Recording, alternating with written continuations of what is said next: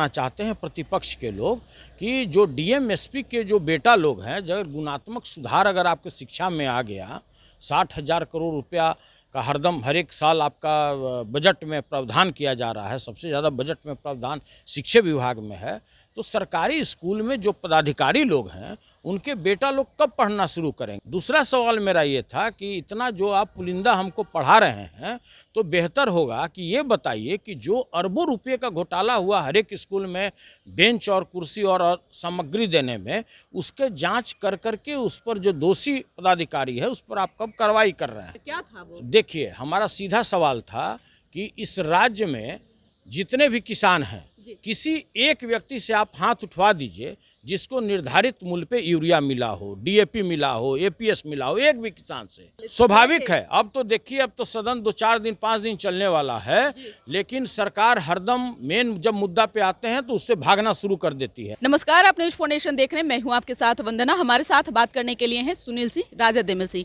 क्या कारण रहा आप चलते सदन में आप लोगों ने बाइकआउट किया?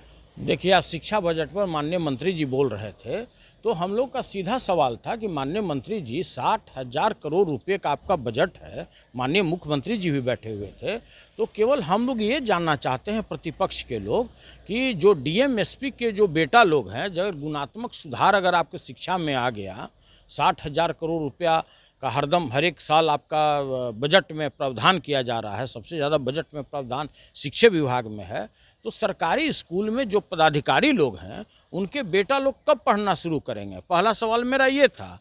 दूसरा सवाल मेरा ये था कि इतना जो आप पुलिंदा हमको पढ़ा रहे हैं, तो बेहतर होगा कि ये बताइए कि जो अरबों रुपये का घोटाला हुआ हर एक स्कूल में बेंच और कुर्सी और सामग्री देने में, उसके जांच कर करके उस पर जो दोषी पदाधिकारी है उस पर आप कब कार्रवाई कर रहे हैं।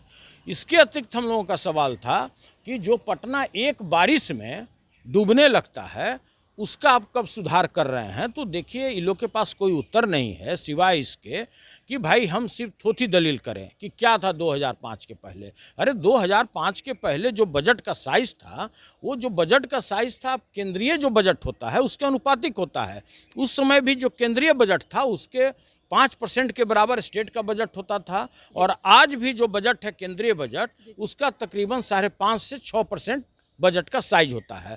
तो ये कोई बड़ी बात नहीं है। आज आप 100 रुपये डीजल खरीद रहे हैं, उस दिन हम लोग 20 रुपये प्रति लीटर डीजल खरीदते थे। तो देखिए, ये लोग वास्तविकता पर नहीं जाता है। जिस तरह से राज्य में किसानों का दोहन हो रहा है, बेरोजगारों का दोहन हो रहा है, कोई भी ऐसा किसान नहीं है कि जो कोई आज हाथ उठा दे कि उसको 266 रुपया 50 पैसा पे यूरिया मिला हो। यही सवाल आपसे हमारा यही है कि खाद्य संस्करण से लेकर के कई मुद्दे किसान के उठाए गए, आपने तो ऐतिहासिक कदम एक तरह से कहा जाए कि किसानों के हित में उठाने का काम किया। क्या था वो? देखिए, हमारा सीधा सवाल था कि इस राज्य में जितने भी किसान हैं, किसी एक व्यक्ति से आप हाथ उठवा दीजिए जिसको निर्धारित मूल्य पे यूरिया मिला हो, डीएपी मिला हो, एपीएस मिला हो, एक भी किसान से। और उनका कहना था कि कोई एक जगह बताओ। हम बोल रहे हैं कि अरे पूरा, हम बता रहे हैं कि पूरा कुएं में भांग घोरा हुआ है, आप उस पर बात कीजिए हमसे। तो देखिए, हम तो अखबार का कटिंग भी लाए थे, उनको कटिंग भी हमने दिखाया कि देखिए सारे अखबार में निकला हुआ है कि 266 रुपये 50 पैसा का यूरिया सब जगह 600 रुपये बोरा बिक रहा है। तो देखिए, इसके अतिरिक्त मेरा कहना था कि जो अन्य जो प्रदेश में जो किसानों को धान पर बोनस दिया जाता है, कहीं पे 500, कहीं पे 300, कहीं पे 800, तो अब आप राज्य के किसानों को कब से आप धान और गेहूं पर बोनस देना शुरू करेंगे। मेरा तीसरा उन पर सवाल था कि जो अन्य प्रदेश में 0% ब्याज पर केसीसी ऋण दिया जाता है, आप ये बताइए कि वो आप कब देना शुरू कीजिएगा। लेकिन सरकार के पास कोई जवाब नहीं है सिवाय इसके कि 2005 का क्या था, हम तो ये कर रहे हैं, वो कर रहे हैं। अरे भाई, 3,17,000 करोड़ रुपए का आपका बजट है, और वहाँ का किसान को अगर उर्वरक ब्लैक में खरीदना पड़े, अगर वहाँ के किसान को अपने उत्पाद मूल्य निर्धारित मूल्य से नीचे में बेचना पड़े, तो धिक्कार है ऐसे सरकार का। तो लगता है कि आने वाले समय में अभी और मुद्दे जो है आप सरकार पर उछाले? स्वाभाविक है। अब तो देखिए, अब तो सदन 2-4 दिन 5 दिन चलने वाला है, लेकिन सरकार हरदम मेन जब मुद्दा पे आते हैं तो उससे भागना शुरू कर देती है, थोथी दलील देना शुरू कर देती है। अरे विपक्ष सत्तारूढ़ कमजोर है, विपक्ष कमजोर नहीं है। विपक्ष आज भी उतना ही मजबूत है जितना पहले था।